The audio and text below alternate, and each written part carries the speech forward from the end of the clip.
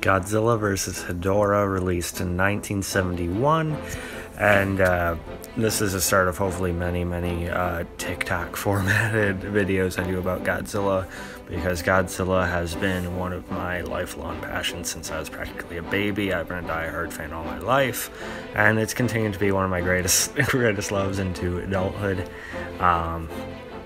So I plan on doing quite a few more Godzilla reviews, even within the next week or two, as I rewatch, random films, for the 25th time, something like that. And Godzilla vs. Hedorah just so happened to be the one I rewatched recently, with my wife, actually, since she's been actually indulging me and trying to see more of the merit to them. Now, Godzilla vs. Hedorah is a film I've had somewhat of a mixed relationship with over the years. I remember when I watched it when I was quite a bit younger, and it was one I really dug. But then I remember watching it a few years ago, and I was like, it's kind of dull, and it's okay.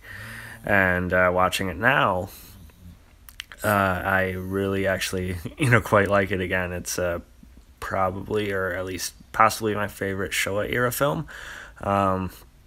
Which is actually a lot to say, especially for most people's perspectives on it. But yeah, seriously, I think it's very good. It has like an interesting production history, actually. Their budget was, a fair bit smaller than some of the films around it during the era. Not so sure about Godzilla vs. Megalon, but that's another story. But yeah, Bano, I think, was the writer. And he was quite happy with what he did for the movie, but it turned out one of the producers, who I think was a producer for some of the other Godzilla films around that time, really didn't like what he did with it. So he said as much as he ruined Godzilla, and then he pretty much canned like his idea for a direct follow up, which would have been in Africa, and that could have been pretty interesting. But as it stands, we get this one film.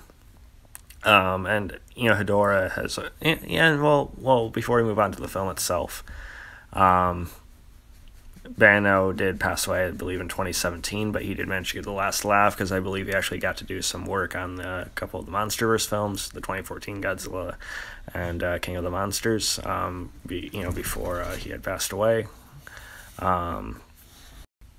So at least there's that, before he's gone.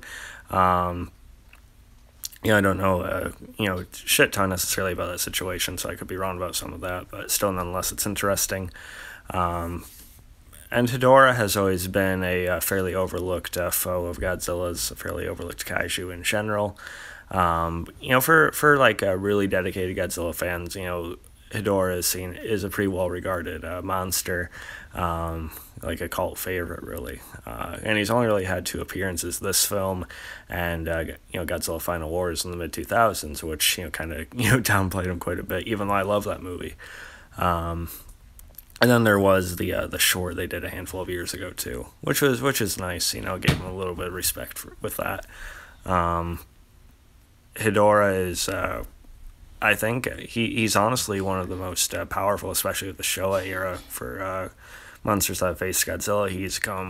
He came closer than a good few of them in that era, with what Godzilla goes through to help beat him. And not just that, but if he's let to grow long enough, then he could actually probably destroy the whole world. Of course, there's the whole environmental and pollution commentary about it, which some of it is kind of on the nose. We keep polluting the air and the water. A big monster's going to show up and start killing us, right?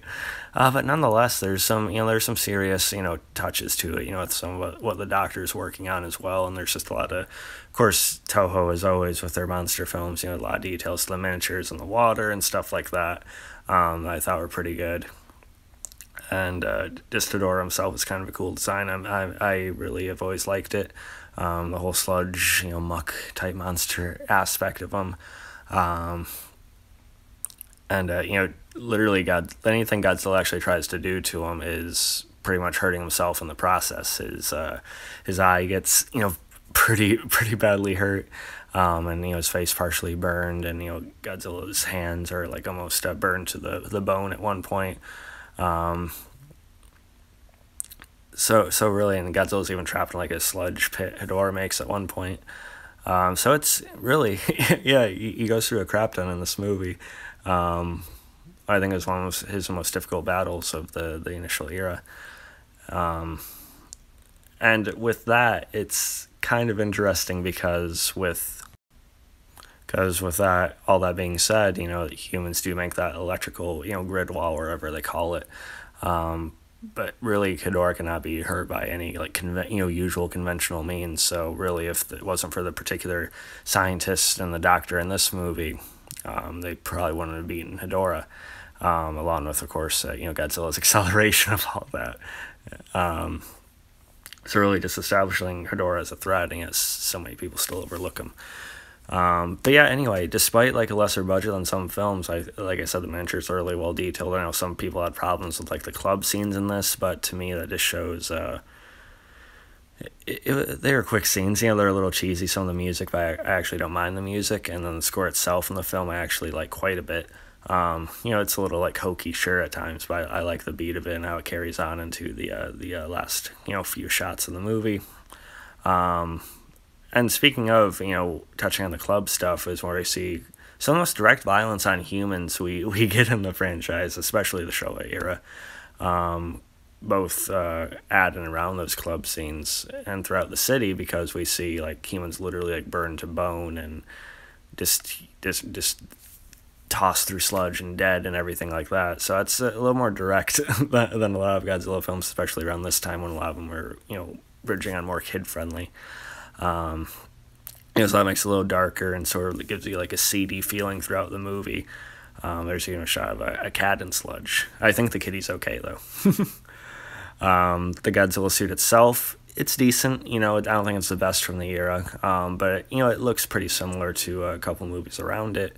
It's a little bit, slimmer and slender. I think it works okay. Godzilla's usage of the atomic breath is cool in this movie, again, accelerating that electrical trap, as well as, helping to burn and dry out Hedorah as well when he would hit it.